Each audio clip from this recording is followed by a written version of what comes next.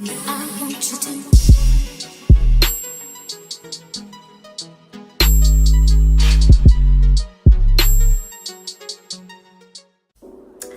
guys, it's your girl Hannah B and welcome back to my channel for another video. Oh my god. So this video I feel like has been long awaited. I keep saying I'm gonna talk about this and I feel like now is the, oh my gosh, my neck and my foundation do not make it at all. My foundation matches. But I feel like now is the perfect time to have this video and address this topic along with addressing just some things in general. Some things, not all things, but some things. But I have my handy dandy notebook and I have notes, and I'm gonna talk to you guys about my first 2 years living in Atlanta, and also the reason why I decided to ultimately leave Atlanta. Me not being an ATL may be a permanent decision, it may not be a permanent decision, but as of right now I just want to get through some of the things that I've been wanting to talk about for a super long time. Okay, so the first thing is getting to Atlanta. Basically I'm gonna just put it like this: my family is not the easiest family to deal with, and they think that a lot of times in a lot of situations that staying put is the best decision. So when I said that I was leaving, it was more so just to keep everybody updated, but it definitely was not to ask for permission to leave, because I just didn't feel like I needed to ask for permission to make major life decisions. And now that I'm not 18, and I'm not 21 either, so you know, I just felt like it was just something that I had to do,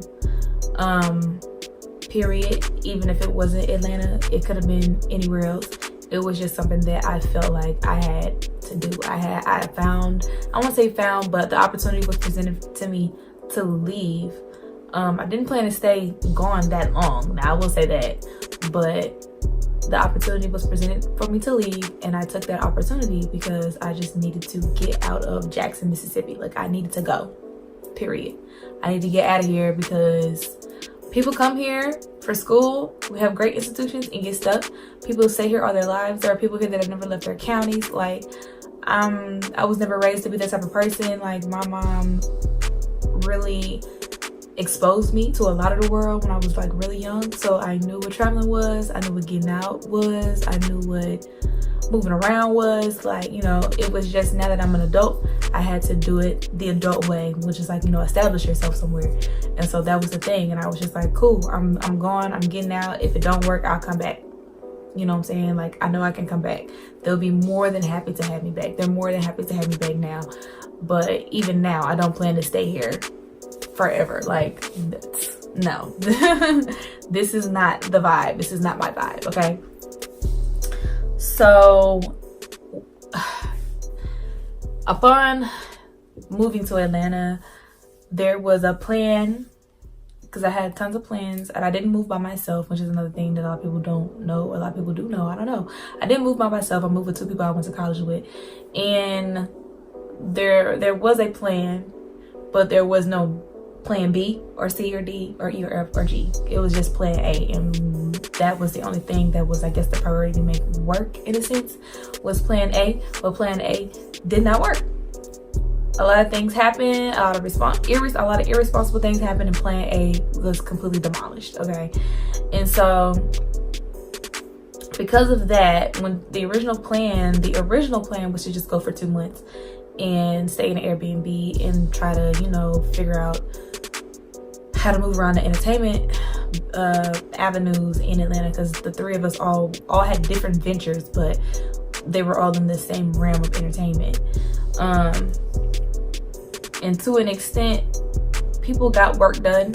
I'm not gonna say I got the most work done. I'm not gonna say they got the most work done, but I definitely worked, trying to do what I was trying to do. I definitely did a lot of networking.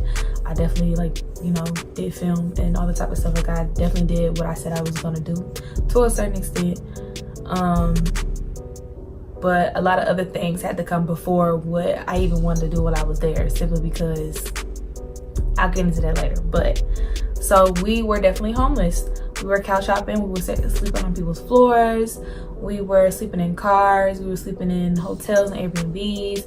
You know, like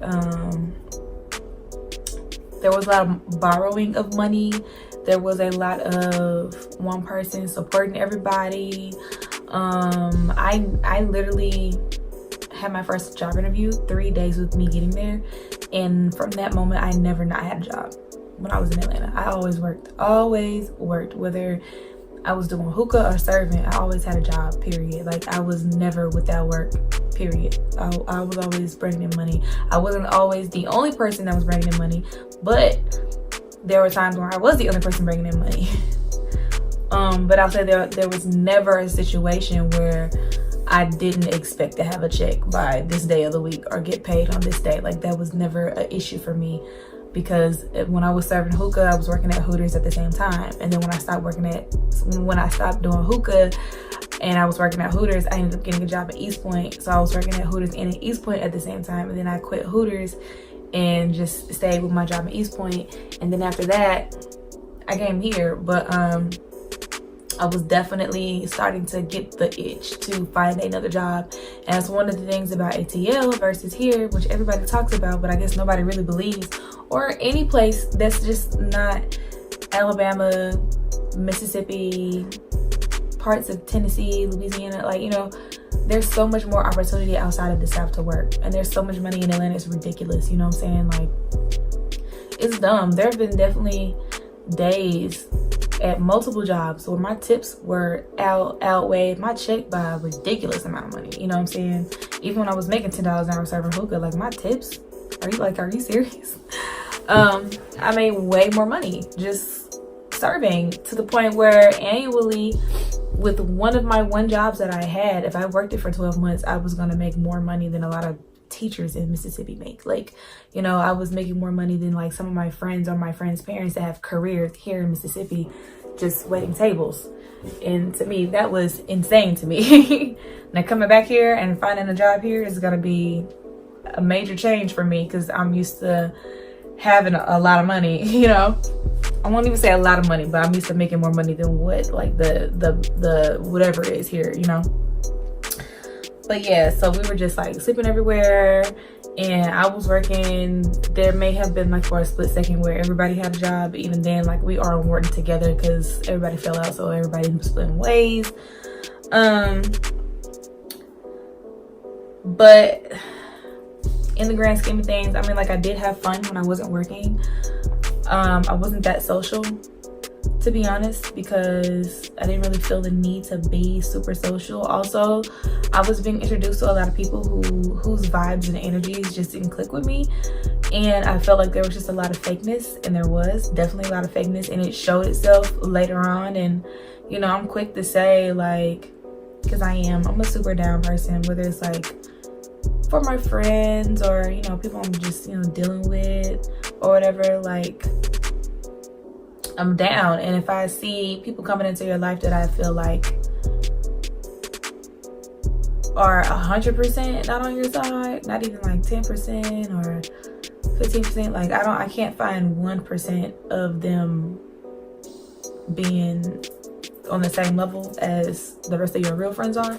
I don't fuck with it. So I would remove myself from a lot of the situations when it would come to like hanging out with people and being introduced to people and meeting new people, because I just be like, nah, like, I don't like these people's energies. I don't like these people's attitudes. I don't like how these people are talking to everybody. Like, you know what I'm saying? It just seemed really fake and phony. And in the end, that's exactly what it was, you know? It was a lot of fakeness. It was a lot of phoniness. Even now, it's a lot of fakeness and a lot of phoniness. But I don't have to deal with it on the daily anymore. So I'm good. Let's see. As far as the modeling and the TV stuff and the celebrity stuff, I will say there's always casting calls. And now that I'm plugged into those, You know, like I try to put as many people on to the stuff as I can because I've been on TV. There's lots of casting calls. People are always looking for people to do television, whether it's local television or national television. People are always looking for people to be in movies. People are always looking for models, models that are my size and look like me, and the big 5'11" girls with the pasty skin and the blonde hair, like they're looking for them too. Like it's so many opportunities, and it's so easy to get into the entertainment business in Atlanta that even now for me, there's always this, it's a serious joke because I won't be upset if it happens, but at the same time, like, I kind of gotta work on, I don't even know how to explain it, but I still got a lot of work to do. But like, even as far as Get on Love and Hip Hop, like I've met like 90% of the cast for Love and Hip Hop Atlanta. I've worked with some of them. I've given them work, like, you know, people have like shops and stuff like that, and clothing lines, boutiques, or whatever.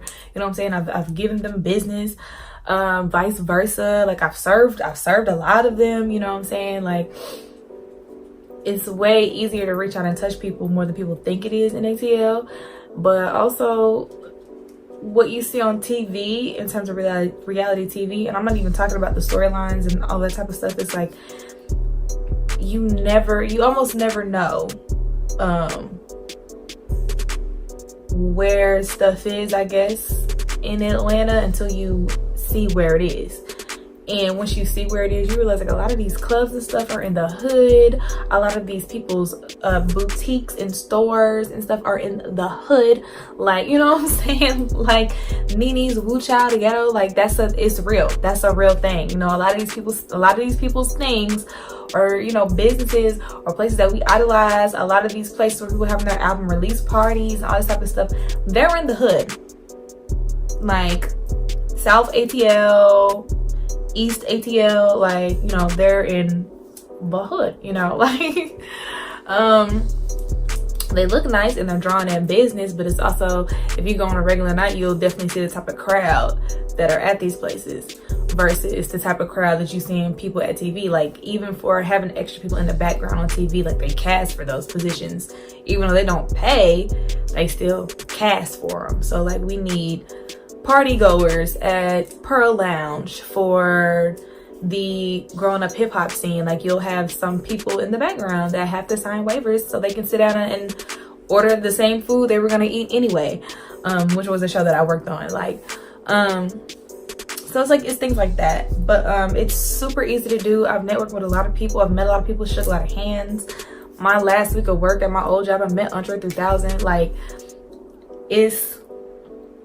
I won't say it's amazing, but like, if you are, and I was never like this because my mom lived in Atlanta, and so she told me how it was, and so I was just always eager to see if it was really like that. Like, they really just walking around the mall, are they really just doing this, or really just doing that?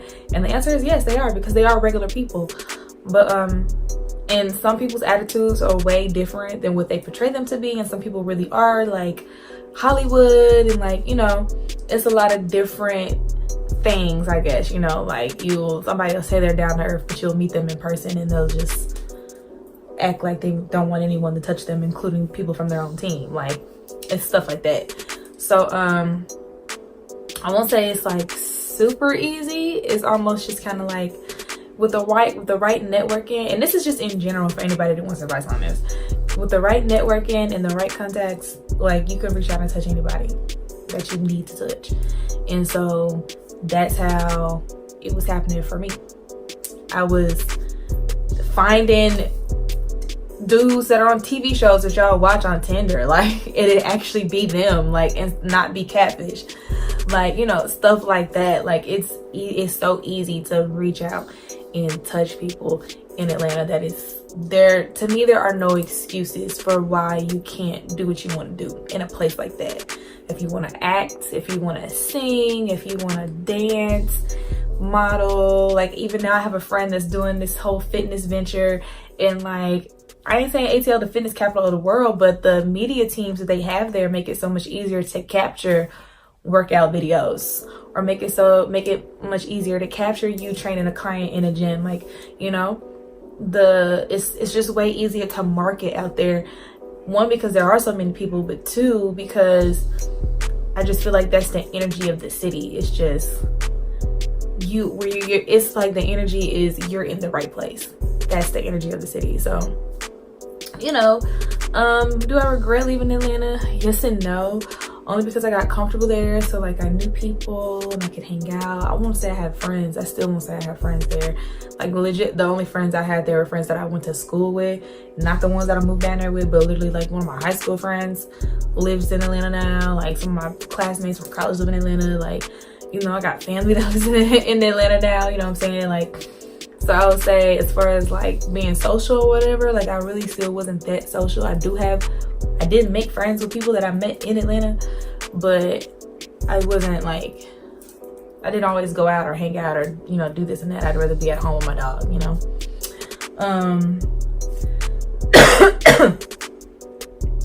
I will say this though, like I said, it's kind of like a double-edged sword, not double-edged sword, but two-sided coin, I guess. I don't know how I feel about it leaving. Like I said, I am gonna miss it. I'm gonna miss how easy it is to make money out there, and I am gonna miss some of the people out there, and I'm gonna miss some of the connections that I made, and you know, just the ability to just not be able to get up and jump and go like I was like I want to, which is one of the reasons why I said I would go for the summer, was because I wouldn't have to go back and forth so much and I could just be there. But I miss being at home too. So in terms of what I'm doing next, I'm still working on a lot of things. Okay, I'm still working on my boutique, still gonna get my boobs done. Like, I'm still working on a lot of things, you guys, and I'm still working on things in Atlanta. So I'm gonna have to be the thing that I moved there to prevent from doing, which was going back and forth. But all of the ventures that I'm putting in place are paying ventures, and all of the things that I want to do in ATL are they pay. So it's not like I'm going on vacay or just going for random trips or anything like that. I'm going to work, but I'm going to do work in the areas of work that I have been wanting to do.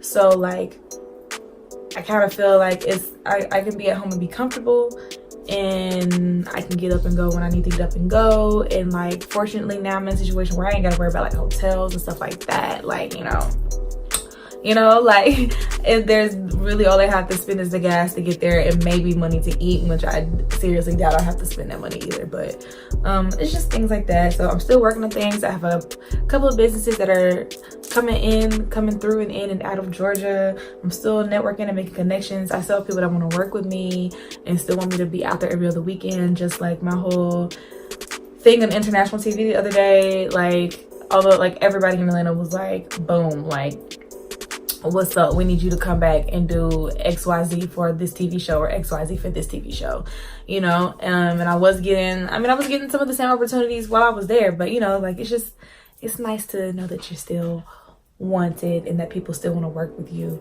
But in terms of what I'm doing here and how long I'm staying here, I'm going back to school, which is like a major thing. So I decided it would be better for me to just go back where I went. Easier to get in, easier to, like, I know where I'm going, like I'm not lost about anything. I've done half the coursework already for the graduate level. So I'm just gonna go back to school and get my master's, and I figured I might as well just come home and do that so I won't be as stressed out trying to maintain all this stuff. But so I'm going home, going to grad school.